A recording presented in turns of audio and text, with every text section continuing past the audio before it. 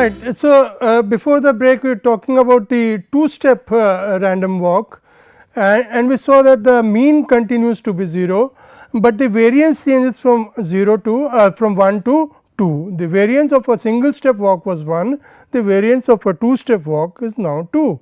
In fact, before we move forward, you can clearly see the Markov property here also. The jump at t equal to t is dependent entirely on the state of the system or the state of the person or the walker at time t equal to t by 2, which is the prior point in time, because we are having time intervals of t by 2.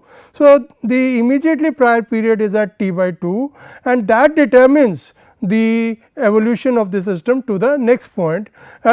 The earlier history is irrelevant, it is simply the position of the particle or the position of the person of the walker at the immediately preceding step, which will determine his position after the random step at t equal to capital T. So, this is clearly a Markov process. Now, how we move to the we generalize this. We talked about the one step walk, we talked about the two step walk. Let us now generalize it. The recursive relation for an n step walk, n step unbiased walk is given by W n capital T. Now, what you are doing? You are splitting this 0 to t time interval into n steps, and at each step the person can take a jump either +1 or -1, either upwards or downwards by a single unit. Remember, the time continues to be discrete. So, if this is 0, this is t and there are n intervals. So, at this would be t by n, this would be 2 t by n, this would be 3 t by n, and so on. Therefore, the possible values at the end of the walk at t equal to capital T would be the position of the walker at the n minus 1th step, wheresoever he is, and from here he will make a random jump either up one step or down one step.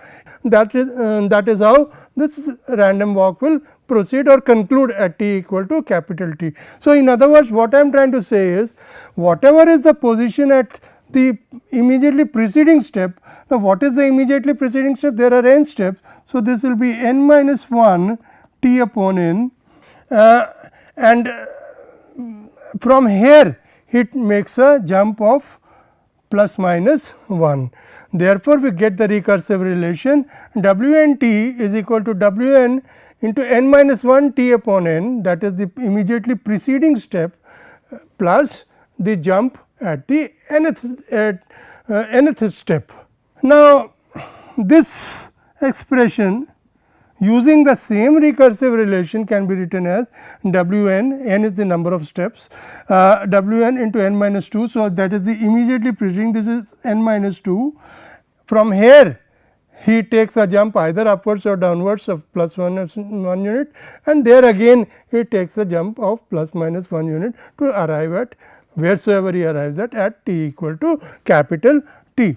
This is this x n, and this has been obtained as the value at the immediately preceding n minus 2nd step plus the jump at the n minus 1 step, and this is how you can continue, and you end up with n minus 3, n minus 2, n minus 4, n minus 5 up to the first step, and you can write it the entire thing as a sequence of random variables, or sequence of n random variables.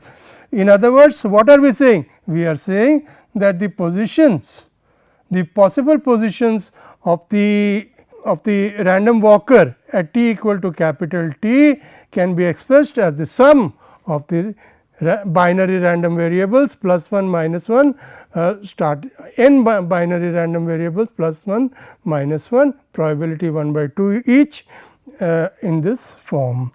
So, what is the mean value in this case? The mean value you can easily see is because the expectation this is linear. So, the expectation operator can be taken inside also. You can shift the expectation operator within or outside the summation, and this is each of this is 0. What about the variance? Well, let us look at this. Now, please note each of these are independent. So, the cross term, that is xj terms for I unequal to j will not contribute. Why? Because exi xj, let me explain it. Exi xj, because they are independent, they are uncorrelated, therefore, you can write it as exi exj, and each of them is 0. So, they do not contribute, and hence you can write this sum squared as the sum of individual terms squared, the cross terms go out. Okay. So, if the cross terms go out, I can take the expectation inside, and each of this is equal to 1, and you are summing over n terms. So, the total sum works out to n, and therefore, because the mean is 0, the sum of the squares is n, therefore, the variance turns out to be n. So, in other words, what have we concluded? We have concluded that as we increase the number of steps, the variance increases with the number of steps. For a single step, we had a variance of 1, for 2 steps, we had a variance of 2, and we have, when we have n steps, we have a variance of n. But you see, the important thing is, we ultimately have to evolve some mechanism of moving from discreteness to continuity. So far, I have been emphasizing that time is discrete. Time is discrete means time can move only in chunks. How do I move from the discrete environment of time to the continuous environment of time? Obviously, the method is, suppose these are time intervals, I squeeze these time intervals closer and closer and closer. For example, if there are n time intervals, I increase the number of n, and as I increase the number of n, these intervals becomes closer and closer and closer, smaller and smaller and smaller, and ultimately as n tends to infinity, I end up with a continuous regime. So, the framework or the approach for moving from a discrete time framework or a discrete time environment, discrete time process to a continuous time process is to take the limit as n tends to infinity, increase the number of steps to the infinite limit. But as we increase the number of steps, what happens to the variance? As we increase the number of steps, you have seen that the variance also increases. Therefore, if I increase the number of steps to infinity, in other words, I move from the discrete to the continuous regime, the variance will blow up and will diverge. Now, if the variance diverges, the process becomes the modeling capabilities of the process are severely handicapped. And insofar as physical and financial applications are concerned, we have a severe constraint due to the divergence of the variance. So, we have to find a way out of this. Now, we see that the variance is scaling as n, where n is the number of steps. So, if I scale x, if I scale my variable as x goes to 1 upon root n or x goes to x upon root n, if x goes to x upon root n, then the variance will come to 1. But that also makes no sense, because now we end up with a mechanism where all processes have a uniform variance of 1, which is again independent of time. This is also not observed in empirical behavior, where as the time of evolution of the stochastic process increases, we find that the variance also increases. Therefore, to have a uniform variance of 1 for all time evolution is really not resolving the problem. We look at an alternative. The alternative scaling that we talk about or we do is x goes to x root t by n. x goes to x root t by n. Now, let us see what happens in this situation. Now, let us recast or reorganize all the assumptions that we have. We start with the origin, the random walker starts from the origin. So, we have w n 0 is equal to 0, it starts with the origin. Now, number of steps is n and the layer spacing is t by n, and layer spacing is t by n, and the up and down jumps are under root t by n. Remember, x was the up and down jump, x was plus 1, x was minus 1, the two possible values x could take. Now, x will take the values plus minus root t by n. So, you can also write it like this, x I or whatever that is under root t by n, that is the up jump, and the lower jump is now changed not from plus minus 1 to plus minus root t by n, whereas the timeline 0 to t is now split up into t by n fragments, t by n partitions, and the probability of up and down continues to be 1 by 2. So, we have an unbiased random walk. So, to make things simple, we define a new random variable y in terms of x. Y is equal to under root t by n into x, where x is the original variable, x was the variable that took the value plus 1 and minus 1 with probability 1 by 2, and therefore, y will take the values plus root t by n and minus root t by n with probabilities 1 by 2. And the recursive relation, what happens to that? W n t now becomes w n into, now there are n steps here, each is of t by n. So, I can write it as w n, and this is the nth step, this is the, we are here at t, and this is the nth step. So, I can write it as n into t by n is the step length or the layer spacing, you can call it. So, that is equal to the position of the particle at the n minus 1 step plus the jump. Now, the jump is not x, the jump is now y. We have rescaled the jump from plus minus 1, which was x, to under root t by n plus minus, which is y. So, using the same mechanism or the same recursion as we did in the previous case, in the case of x, we have w n t is equal to under root t by n summation of x I, summation of y I, which is equal to under root t by n summation of x I. This is important. W n t is equal to under root t by n summation of x I. Just keep track of this. And what about the mean and variance? Mean remains this. What about the variance? Variance now becomes under root t by n into variance of summation of x I, which was n. Of course, this will be squared because we are talking about variance. So, that comes to capital T. Now, this is the position, this is the situation when we are at the end of the evolution of the process. Let us take some intermediate point small t. This capital T was the end of the evolution of the process.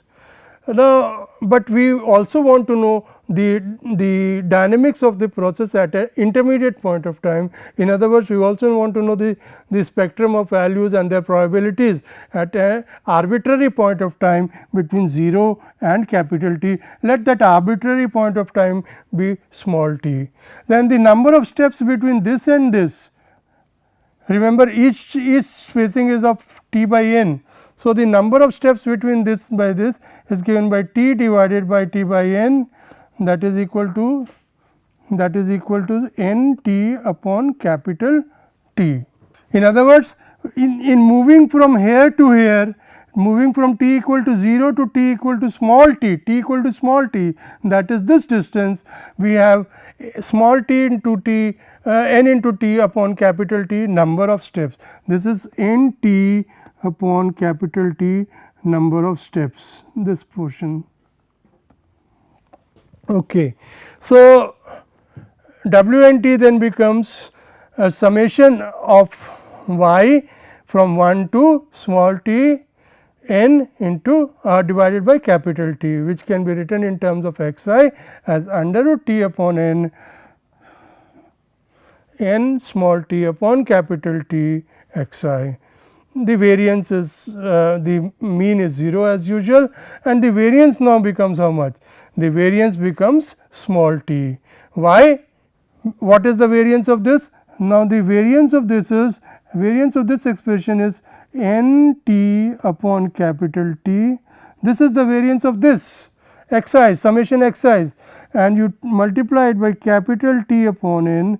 So, you get small t. This under root t upon n, when you take it with the variance, it gets squared. So, you have capital T upon n here, and summation of this expression is n t upon capital T, you end up with small t. So, what is n t? Just a recap. W n t is the spectrum of possible values that my process can take at time t equal to small t. For example, W n t upon n is the values that the process can take at the end of the first step, that is plus under root t by n and minus under root t by n, that is W n t upon n. Similarly, W n of small t is the number of possible values, or the spectrum of possible values, not number, spectrum of possible values that the process can take at time t equal to small t. That is, at the end of these many steps, at the end of n t upon capital T steps, what are the possible values that the process can take? That is given by W n n t upon t. This is some illustration of the random walk. This is a 16 step random walk. This is a 64 step. This is 256 and this is 1024. So, gradually as you are increasing the number of steps, the zigzag is also increasing. By the way, just a small inference here, a small point here, mathematical point here. As you can see from this expression, this is quite clear. The path that is being followed by the random walk is continuous at all points, but is nowhere differentiable. If you look at this, at this point it would be differentiable at some points, but as the number of steps increases, for example, this, and when you are moving towards infinity, remember you are gradually moving towards the infinite number of steps. When you are approaching infinite number of steps, the zigzagging would be so much that the paths would be nowhere differentiable. However, they remain continuous. We will come back to it. Now, to move from this discrete version which we have discussed just now, this discrete version, to move from here to the continuous version, you can have different approaches. You can use the central limit theorem, which is the most common approach and generally used in financial literature.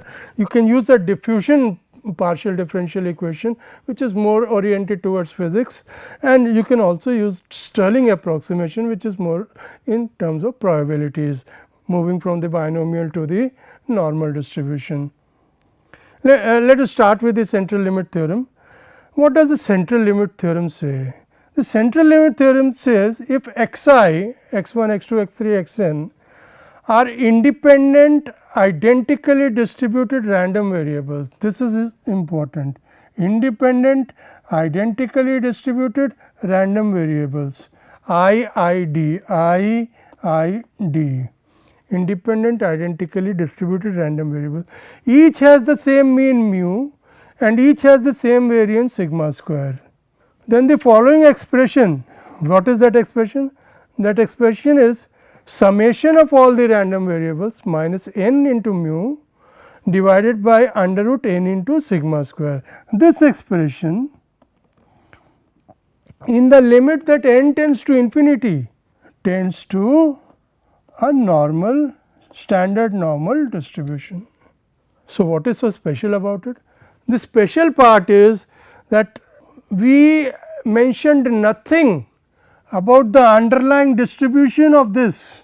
They may be normally distributed, Gaussian, or they may be binomially distributed, they may be uniformly distributed. We have not mentioned anything. What we want is they should be independent, identically distributed, and the mean and variance should be finite. If the mean and variance are finite and they are identically independent, identically distributed random variables, this will follow. What exactly is the probability distribution of xi does not come into play, does not come into play. It need not necessarily be Gaussian, it can be any probability distribution, they can be more positive distribution as well. So, that is important. That is the beauty of the central limit theorem, that it does not care about the underlying distribution of the random variable. The only thing it says that as more and more variables of a particular IID variables are added, whatever that IID is, we end up with the normal distribution. Now, let us see how do we come in, how do we use the central limit theorem. I shall take up an example on central limit theorem to clarify what I have just said later on, but first of all let us apply this theorem. Remember, where were we? We were here, w and t. So far we have not taken any limits, remember, we have not taken n tending to infinity, no. We have simply established this fact, w and t has a mean of 0 and it has a variance of t. That is all we have done, and we move from here and apply the central limit theorem. What does the central limit theorem say? That this expression in our case n is n t upon capital T, because we want to work out an expression for w of small t, and for working out w of small t, the number of steps that are relevant are n t upon capital T. So, that n factor would be replaced by this quantity everywhere, and that is precisely what we have done. Now, how does it affect the limit? It does not affect the limit, because if n tends to infinity, n small t upon capital T also tends to infinity. Small t and capital T both are finite, remember. Therefore, if n tends to infinity, n t upon capital T also tends to infinity. Therefore, as far as limits are concerned, taking the limit to infinity is concerned, we are consistent. Okay. Therefore, now in our case mu is 0, as we have seen here, each xi is 0, each xi has a mean of 0, I am sorry, and the variance of each xi is 1. So, this expression is 1 and this expression is 0, this is 0 and this is equal to 1. Therefore, this goes away and you simplify this, you have sigma xi upon under root n t upon t. Now, what is w t? And this tends to a standard normal distribution. But what is w n t? W n t is t upon n sigma this thing. Therefore, using this result,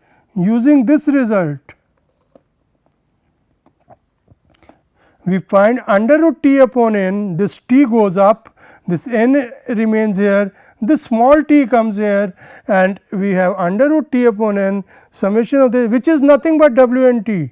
Now, of course, with n tending to infinity, we write it as w infinity t, or we simply ignore infinity and we write it as w t. So, w t is now normally distributed with a mean of 0 and a variance of small t.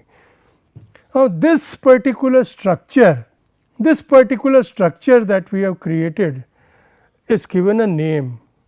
It is called Brownian motion. It has a very significant role in the modeling of stochastic processes. Just like we have straight line as the fundamental building block of deterministic curves, the Brownian motion structure constitutes the fundamental building block of stochastic processes. We will talk more and more about it. Let us retrace its properties. The process w t, t greater than equal to 0 is continuous, and as w 0 equal to 0, it starts at the origin. The distribution w t is as we have just seen, w t is normally distributed with a mean of 0 and a variance of small t. This is the most important property. W t is normally distributed. What does it mean? It means that the given suppose the process starts evolving at 0 and this is any arbitrary point t, then the values that the process can take at time t, whatever possible values can take, the spectrum of values is normally distributed with a mean of 0 and a variance of t.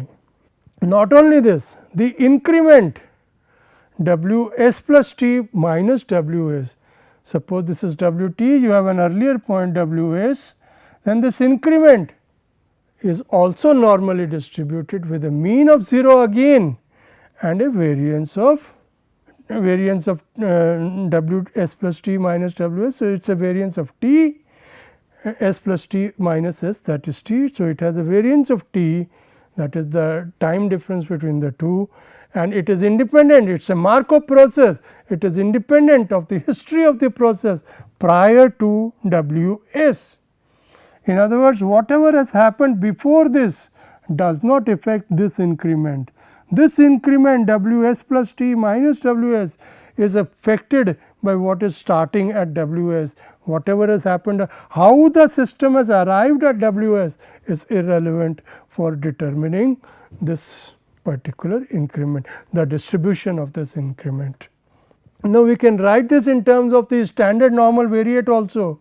dWt, that is the infinitesimal Brownian motion increment, can be written as z root dt. It is very clear that the mean of this is 0 because the mean of z is 0 and the variance of this expression is dt, as because the variance of this is 1 and this is non-stochastic.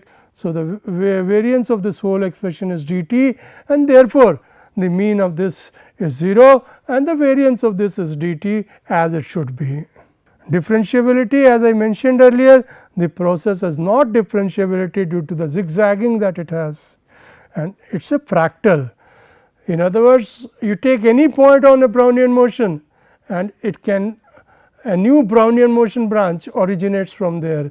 In other words, it is self-replicating.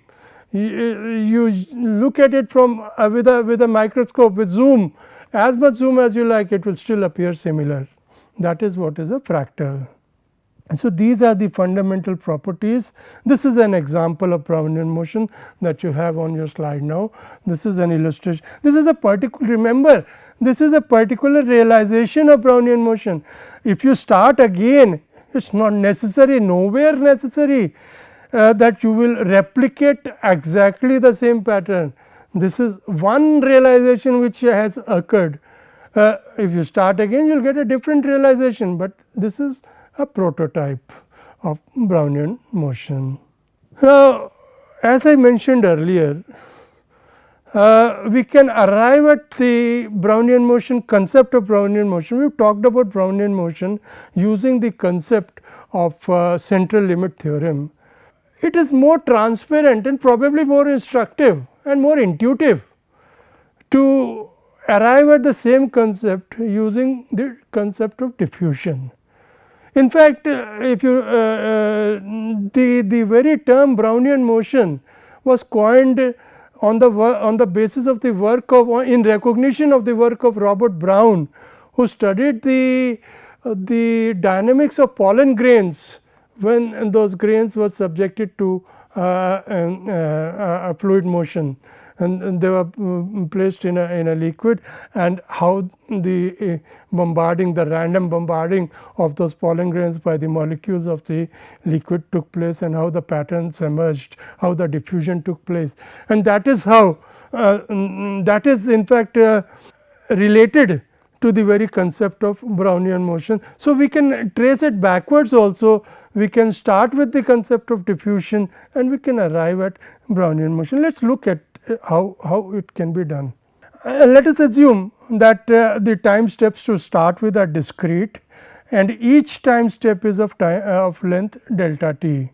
Each time step is of length delta t and the variable is also discrete. The stochastic variable is also discrete, the length in this case is also discrete, and each distance, the distance between two neighboring points on the lattice is delta x.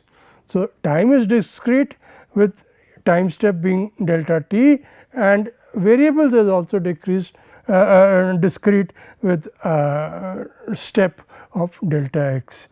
So, we can number the points on the discrete points on the lattice in terms of this coordinates 0, plus minus delta x, plus minus 2 delta x, and so on, because each step in terms of the variable is of length delta x. Therefore, we can model it as 0, plus minus delta x, plus minus 2. Let us assume that a point starts from the origin t equal to 0. Therefore, we can write the initial condition as p x is equal to delta x. In other words, if the point is at the origin, the probability is 1. This defines the initial condition, that is that the point is at that the point starts from the origin, that x is equal to 0 when t is equal to 0 is the initial point, and the probability for this is 1. P, Q, and R. Let us define these probabilities. P is the probability that the random mover will move one step to the right. Right means increasing delta x. So, if P is the probability that the random mover moves from a particular coordinate to the next next higher delta x coordinate.